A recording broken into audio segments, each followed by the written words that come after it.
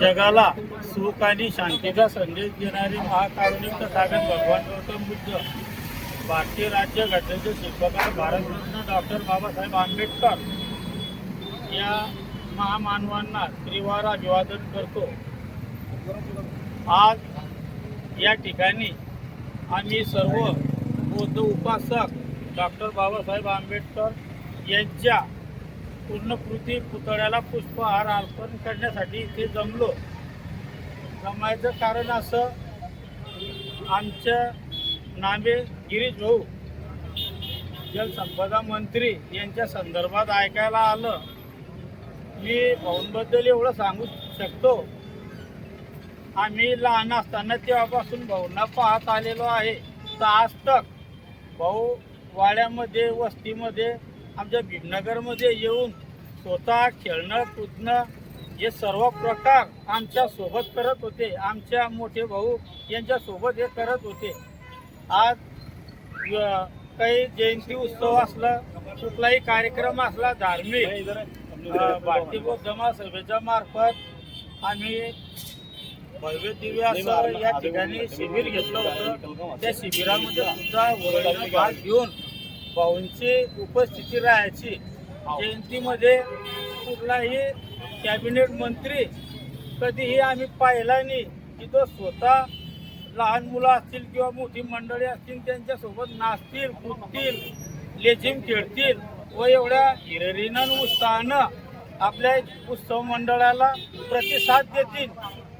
भोजनाची व्यवस्था सर्व एक सिस्टमॅटिक असा कार्यक्रम भारतीय जनता पार्टी मार्फत भाऊंच्या संदर्भात ते मांडत राहतात की आपल्या बौद्ध समाज असेल, अण्णाभाऊ साठे मातंग समाज असेल, माळी समाज असेल, कुठल्याही समाजाला कुठल्याही प्रकारचं काहीही कमी न पडता या तालुक्यामध्ये त्यांनी नावलौकिक केलंय। म्हणून आज आपल्याला इथे भाऊ आज 35-40 वर्ष झाले आज या ठिकाणी आपल्याला आमदार या पदावर, मंत्री या पदावर दिसत आहे। मित्र हो, आज आम्ही जिथे उभं आहे या ठिकाणी अक्षरशः गिचळ असे हे परिसर होता। या ठिकाणी आमचे वार्ड वडील नाना असतील, इंगळे बाबा हे सर्व मंडळी यांनी 67 पासून पुतळ्याची ग्रामपंचायतला मागणी केली होती। तेव्हापासून तो संघर्ष चालला। तो भाऊंच्या कानावर या सर्व मंडळींनी, म्हणजे आज ते 87 वर्षाचे, काही 80 वर्षांचे, त्यांनी भाऊंशी बोलून ते या विषयावर बोलले की भाऊ आम्हाला पुतळा पाहिजे। आमचा आता शेवटच्या टप्प्यावर आम्ही आलो आहे, 100टी गाठ्यावर आम्ही आलो आहे, शतकापर्यंत जवानपणापासून आम्ही लढत आलो आहे। तर भाऊंनी एका 5 मिनिटात त्या शब्दाला होकार देऊन एक भव्य दिव्य असा या विभागामध्ये पुतळा नसेल असा विश्वरत्न डॉक्टर बाबासाहेब आंबेडकरांचा भव्य दिव्य असा पुतळा उभारून आम्हाला या ठिकाणी दिला। त्याबद्दल मी भाऊंचे जाहीर आभार मानतो। आता माझ्याकडून मी सर्व उपासक म्हणजे नगरसेवक या नात्यानं आमचे जे भीम सैनिक आहे त्यांच्यातर्फे मी विनंती करेन त्या ताईंना की ताई एखादी वेळ राहणं गाणे न घेतल्यामुळे एवढा त्याचा आक्रोश करूनही मी तुम्हाला ही विनंती करतो आणि इथे थांबतो। जय भीम। तथागत जगाला शांतीचा संदेश देणारे महामानव तथागत आणि घटनेचे शिल्पकार महामानव डॉक्टर बाबासाहेब आंबेडकर, तसेच महाराष्ट्राचे हृदय सम्राट छत्रपती शिवाजी महाराज, क्रांतीज्योती ज्योतिबा फुले यांना मी अभिवादन करतो। तसेच आपण आज या ठिकाणी याच्यासाठी जमलो आहे, काल 15 ऑगस्टच्या कार्यक्रमामध्ये 26 जानेवारीच्या कार्यक्रमामध्ये भाऊचं भाषण चालू असताना अनावधाने भाऊंकडून बाबासाहेबांचं नाव घ्यायचं राहून गेलं आणि त्या कारणामुळे आमची जी भगिनी आहे त्यांची गैरसमज झाला की जाणीवपूर्वक बाबासाहेबांचं नाव टाळलं असं त्यांचा गैरसमज झाला। परंतु आता आम्ही सर्व माझे समाज बांधवांतर्फे मी त्या ताईंना विनंती करतो की तुमचा गैरसमज काढून टाका। ॲक्च्युली झिरो ग्राउंडवर अशी परिस्थिती आहे की भाऊ मी 40 वर्षापासून 90 पासून इथं जामनेरमध्ये आहे। मी एक सुशिक्षित माणूस होतो, नोकरी इथं सुरू केली आणि रिटायरी इथं झालो आहे. आणि मी इथं पाहतोय की भाऊंचं राजकीय जीवनाची सुरुवातपासून तर आजपर्यंत मी त्याचा साक्षीदार आहे. भाऊ सरपंच नव्हते आणि आज कॅबिनेट मंत्री सीएमच्या बरोबरीचं काम ते करतात. त्यांनी केवळ या आपल्या बौद्ध समाजात नाही तर इतर सर्व समाजांना सोबत घेऊन अत्यंत उत्कृष्ट असं जामण्यात केलेलं आहे. प्रत्येक समाजाला त्यांनी उत्थानाचं काम दिलेलं आहे. आणि साधी पावती म्हणजे प्रत्येक ग्रामपंचायत असो, जिल्हा परिषद असो, पंचायत समिती असो किंवा इतर कुठल्याही प्रकारच्या निवडणुका असो, आपल्या समाजाला जे प्रतिनिधित्व मिळतं त्यामध्ये आपल्या समाजाचं आजपर्यंत एकदाही कुठल्याही उमेदवाराची हार झालेली नाही. हेच आपल्या समाजावर त्यांचं किती प्रेम आहे हे त्याचं पावती आहे. त्याचप्रमाणे इथं पुतळा नव्हता तर आपल्या मागं दिसेल अत्यंत भव्य दिव्य असा भाग. महाराष्ट्रात कुठं पुतळा नाही, इतका चांगला पुतळा भाऊंनी करून दिला.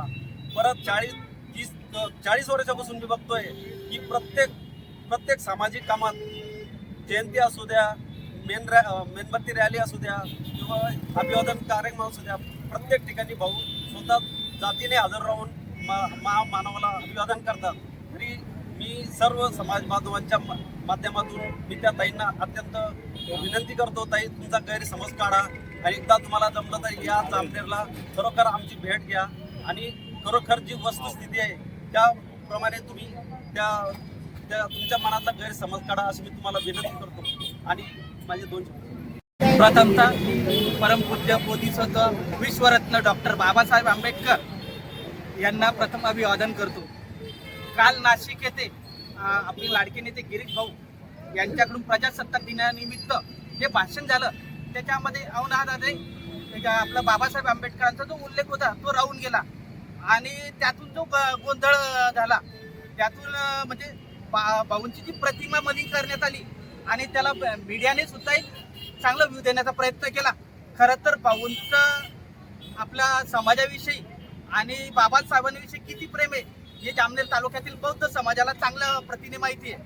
खरं तर मी डॉक्टर योगेश इंगळे जामनेर तालुक्यातील एक बौद्ध सुजाण आणि शिक्षित नागरिक म्हणून या नात्याने सांगतो की भाऊंचं आमच्या बौद्ध समाजावर आणि बाबासाहेबांवर किती प्रेम आहे हे आम्हाला चांगल्या प्रतीने माहिती आहे. मग ती बाबासाहेबांची भीमजयंती असो किंवा एखादी उत्सव असो किंवा एखादी बौद्ध समाजातील लग्न कार्य असो किंवा दुःखद प्रसंग असो किंवा महापरिनिर्वाण दिनानिमित्त जी मेणबत्ती रॅली काढली गेली त्यातील जर का तो सहभाग बघितला भाऊंचा तर सर्वप्रथम भाऊ तिथे हजर असतात आणि आमच्या सुखदुःखात सर्वप्रथम जे कोणी असेल लोकप्रतिनिधी म्हणून जे भाऊंचा सहभाग सर्वप्रथम असतो.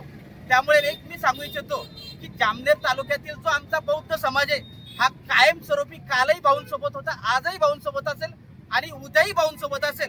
आणि माझ्या वतीने आणि मी आमच्या बौद्ध समाजाच्या वतीने त्या भगिनीला आणि जळगाव जिल्हा सोडून इतर जिल्ह्यामध्ये आमचे जे बौद्ध नागरिक आहेत त्यांना एक सांगू इच्छितो की तुमच्या मनामध्ये जो भाऊंविषयी आकस भाव आहे तो कृपया काढून बघा. कारण विषय असा आहे आम्ही गेली 40 वर्ष झाले भाऊंचं राजकारण बघतोय. भाऊंनी कधीही जातीपातीचं राजकारण केलं नाही, कधी कुठल्या समाजाला दूर लोटलं नाही की कुठल्या समाजाला जवळ केलं नाही. भाऊंनी प्रत्येक समाजाला एक स्थान देण्याचा प्रयत्न केला. त्यामुळे मी भाऊंच्या पाठीमागे कायमस्वरूपी आम्ही असणार एवढे बोलून मी माझी शब्द